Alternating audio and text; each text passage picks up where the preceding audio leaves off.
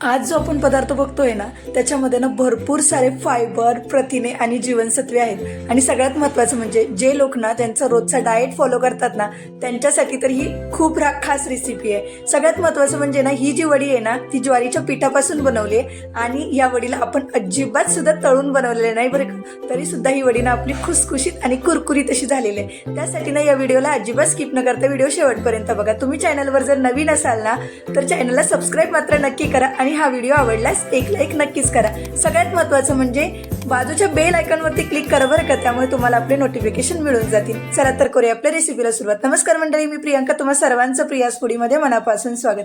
सगळ्यात पहिल्यांदा आपल्याला ना ज्वारीचं पीठ घ्यायचं. तर इथे 1 कप इतकं ज्वारीचं पीठ घेतलंय, त्यासाठी आपल्याला पाव कप इतकं बेसन लागणार आहे. ज्वारीचं पीठ ना चाळून घ्यायचं आपल्याला, त्याच्यासाठी पाव कप इतकं बेसन घ्यायचंय. त्यासोबतच आपल्याला लागणार आहे ते म्हणजे 2 छोटे चमचे मीठ लागणार आहे, अर्धा छोटा चमचा आपल्याला ओवा लागणार आहे.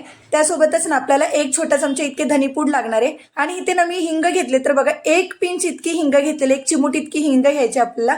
त्यासोबतच ना इथे अर्धा इंच अद्रक आणि 2 हिरव्या मिरच्या, याला मी असं ठेचून घेतलेलं आहे. त्यासोबतच आपल्याला इथे खाण्याचा सोडा वापरायचा आहे. तर खाण्याचा सोडा अगदी कमी घेतलेला, 2 चिमूटभर घेतलात तरी चालेल, 2 पिंच इतका.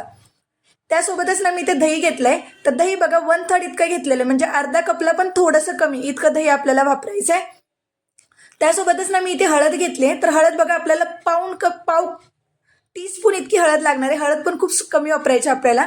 त्यासोबतच ना आपल्याला ½ टीस्पून इतकी मिरची पावडर आणि 2-3 मोठे चमचे इतकी कोथिंबीर घ्यायची आणि मेथी घ्यायची. ती म्हणजे मेथी इथे 1 कप वापरले, पण किती लागेल ती मी पुढे तुम्हाला सांगते. त्यासोबतच मेथी अगदी साफ करून घ्यायची, धुवून घ्यायची. त्याची फक्त पानं वापरायची, देठी अजिबात आपल्याला घ्यायची नाहीयेत. मेथी अशी पूर्ण चिरून घ्या, तुम्ही बारीक चिरून घेऊ शकताय. आणि सगळ्यात महत्त्वाचं म्हणजे मेथी चिरून घेतल्यानंतर त्याच्यामध्ये मीठ घालून ठेवा किंवा तुम्ही अशी परतवून घेऊ शकता, जेणेकरून मेथीतला कडवटपणा कमी होतो. आता एका बाउलमध्ये आपल्याला ही सगळी पिठं काढून घ्यायची. सगळ्यात पहिल्यांदा ज्वारीचं आणि बेसनचं पीठ काढून घेऊया. त्याच्यामध्ये अद्रक आणि मिरचीचा ठेसा घालायचा, लाल मिरची पावडर, हळद घालायची. लगेच याच्यामध्ये धनेपूड घालून घेऊयात आणि आता याच्यामध्ये हिंग घालायचा. सोबतच याच्यामध्ये जो ओवा घेतलेला ना तो आपण हातावरती चोळून घालणार आहोत. ओव्याचा ना खूप छान असा फ्लेवर येतो बरं का, त्यामुळे ओवा मात्र नक्की वापरा. आता याच्यामध्ये मीठ घालायचं, सोबतच याच्यामध्ये कोथिंबीर घालून घेऊयात. आणि आता याच्यामध्ये मी मेथी तुम्हाला सांगितलेली ना की मेथी इथे 1 कप इतकी घेतले. तर मेथी किती वापरायची बघा, जेवढं तुम्हाला पीठ मळताना लागत असेल ना अगदी त्या बेतानेच मेथी घाला. मला इथे 1 कपला थोडीशी कमी लागले. आणि आता याच्यामध्ये शेवटी सगळ्यात दही घालायचं आणि सोडा घालून घ्यायचा.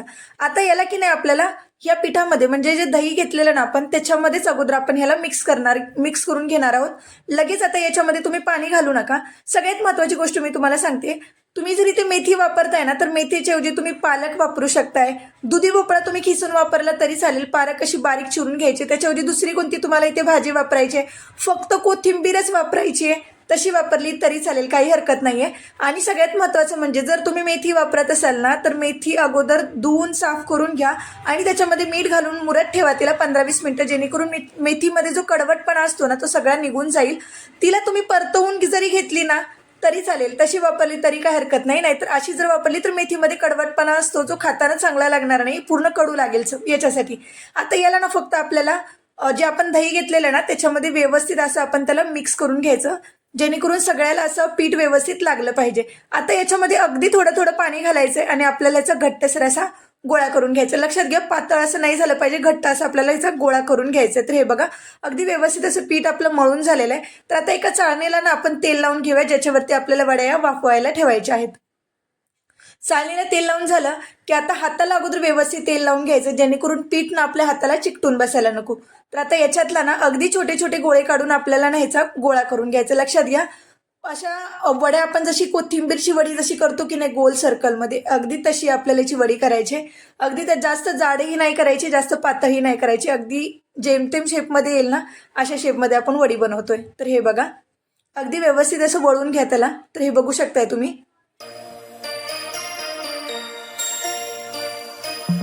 तर हे बघा अगदी अशी आपल्याला वडी बनवायची आहे. जास्त मोठी नाही बनवलेली, चाळणीमध्ये बसेल ना एवढ्याच आकारामध्ये आपल्याला वडी बनवून घ्यायची. तर हे बघू शकता, मी एक वडी तुम्हाला बनवून दाखवले. अशा पद्धतीने ना मी बाकीच्या 2 वड्या पण बनवून घेते. सोबतच ना एका टोपामध्ये मी पाणी सुद्धा गरम करायला ठेवून दिलेलं आहे, कारण पाणी आपल्याला जास्त ठेवायचं आहे याच्यासाठी बरं का. तर अशा पद्धतीने ना तर मी तिन्ही सुद्धा वड्या व्यवस्थित अशा वळून घेतलेल्या आहेत. आणि चाळणीमध्ये की नाही जागा ठेवायची बरं का, कारण वडीचं जेव्हा फुगते ना तेव्हा ती एकमेकाला चिकटून राहू शकते याच्यासाठी. आता चाळण उकळत्या पाण्यावरती ठेवून द्यायची, झाकण ठेवायचं आणि ह्याला ना 15 ते 20 मिनिटांसाठी आपल्याला वाफवून द्यायच्यात वड्या. गॅसची फ्लेम लो टू मीडियम ठेवायची, म्हणून मी तुम्हाला सांगितलं की टोपामध्ये पाणी जास्त घाला जेणेकरून वड्या चांगल्या आपल्या वाफवतील. तर आता 15 मिनिटं झालेत, आपण एकदा चेक करून बघूयात वड्या आपल्या शिजलेत का. याच्यामध्ये एखादी तुम्ही टूथपिन किंवा चाकू रोवून बघू शकताय की वड्या शिजलेत की नाही ते चेक करण्यासाठी. तर हे बघा 15 मिनिटं झाली आपण बघतोय, तर हे बघा वडी अजून आपली पाहिजे तशी शिजलेली नाहीये, थोडंसं असं पीठ चिकटतं ह्याला, हे बघू शकताय. आता ह्याला 5 मिनिटं अजून शिजवून घेतलं मी ह्याला. आता वडी कशी चेक करायची शिजली की नाही ते सुद्धा मी तुम्हाला सांगते, तर बघून घ्या एकदा. हे बघा आता ह्याला ना अगदी कमी पीठ चिकटते पण वड्या एवढ्यात आपल्याला शिजलेल्या आहेत. बघा मी सांगते इथे ना वडीला ना तुमच्या कुठेतरी असे क्रॅक गेलेले दिसतील, मी दाखवते तुम्हाला. हे बघा साईडला कुठेही तुम्ही बघू शकता वड्याची साईज ना अशी फुगलेली असते, शिवाय ना वडीला असे क्रॅक गेलेले असतात. लगेच समजून जा की वड्या तुमच्या शिजलेल्या, त्याच्यावरती जास्त तुम्हाला शिजवायची गरज नाही पडणार. आता याला आपण काढून साईडला घेऊयात आणि थंड करायला ठेवून देऊयात. तर हे बघा वड्या सुद्धा आपल्या छान अशा थंड झालेल्या, सगळ्या व्यवस्थित वड्या थंड झाल्या ना की याला मग आपण कट करून घ्यायचं. तर कट करताना जास्त जाड कट नाही करायची, मी एक तुम्हाला कट करून सुद्धा दाखवते. तर हे बघा आपण याच्यामध्ये सोडा घातलाय, त्याच्यामुळे किती खुसखुशीत अशा वड्या आपल्या तयार झालेल्या आहेत. अजिबात सुद्धा कडक वगैरे वड्या तयार होत नाहीत बरं का, मस्त अशा वड्या तयार होतात. म्हणून तुम्हाला सांगितलं की सोडा ना फक्त 2 चिमूट इतका सोडा वापरायचा, अजिबात सोडा जास्त आपल्याला याच्यामध्ये वापरायचा नाहीये. आणि आता इथे ना अर्धा सेंटीमीटर किंवा जास्तीत जास्त ना 1 सेंटीमीटर इतक्या लांबीच्या ना आपल्याला वड्या इथे कट करून घ्यायचे. तर हे बघा सगळ्या वड्या कट करून झालेत, एक शेवटची वडी सुद्धा मी तुम्हाला दाखवते. तर बघू शकता किती मौसूद अशी वडी तयार झालेली आहे, अजिबात कडक होत नाही. तर इथे ना मी तव्यावरती वड्या तुम्हाला फ्राय कशा करायच्या ना ते दाखवते. अगदी 2 ते 3 चमचे इतकं तव्यावरती तेल घालायचं, गॅस फुल ठेवायचा. सुरुवातीला तेल तापण्यासाठी गॅस फुल ठेवायचा बरं का. तुम्ही हे पॅनमध्ये सुद्धा करू शकता, जनरली सगळ्यांकडे पॅन अवेलेबल नसतात, म्हणून मी आता तुम्हाला तव्यावरतीच करून दाखवते. असं तेल घातलं ना की व्यवस्थित असं पसरवून घ्या, जेणेकरून वड्या आपण जेव्हा सोडतो ना सगळ्या वड्यांना ना काठोकाठ असं तेल लागेल आणि वड्या आपल्या तव्याला ना खाली अशा चिकटणार नाहीत त्याच्यासाठी. आणि आता याच्यामध्ये अर्धा टीस्पून इतकी आपल्याला मोहरी घालायची. मोहरी चांगली तडतडली की 1 ते 1.5 टेबलस्पून इतकं आपल्याला इथे तीळ घालायचे. तीळ चांगले चरचर असे उडायला लागले ना की व्यवस्थित त्याला असं मिक्स करून घ्या तेलामध्ये. आणि आता याच्यावरती ना आपल्याला एक एक करून वडी सोडून घ्यायचे. तर हे बघा अगदी ना मधोमध लगेच सोडू नका, कारण जे तीळ लागलेलं असतं ना ते सगळे एकाच वड्यानं लागून जाईल, त्यामुळे तिळाला घेऊन अशी वडी पसरवून तुम्ही घेऊ शकताय.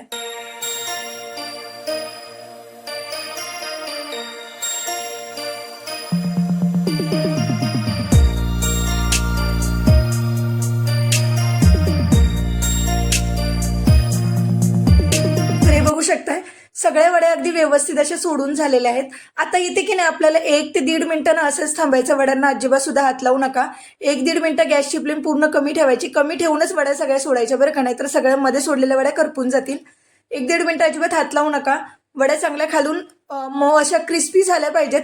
वरून फक्त ना 1-2 चमचे फक्त वरच्या बाजूने तेल सोडा, जेणेकरून वड्या आपण जेव्हा पलटी करू ना तेव्हा ना खालच्या साईडला वड्या पटकन चिकटणार नाहीत तव्याला, याच्यासाठी. आता ना एक एक करून वडी आपल्याला फक्त खालच्या बाजूने उलटवून घ्यायची. तुम्ही बघू शकता खालच्या बाजूने सुद्धा वड्या अशा खूप छान भाजून होतात.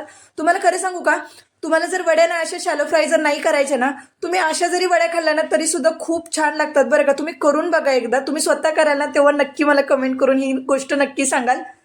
ह्याला ना एक एक करून आपण फक्त परतवून घ्यायचं. आणि तुम्हाला जर वाटत असेल ना की अजून सुद्धा वड्यानं आपल्या कुरकुरीत झाल्या पाहिजेत, एकदा असं परतवून घ्या आणि नंतर परत त्याला ना 1-1.5 मिनिटं तुम्ही ठेवू शकता. आणि बघू शकता किती मस्त अशा वड्या तयार झालेल्या आहेत. व्हिडिओ कसा वाटला मला एकदा कमेंटमध्ये नक्की सांगा.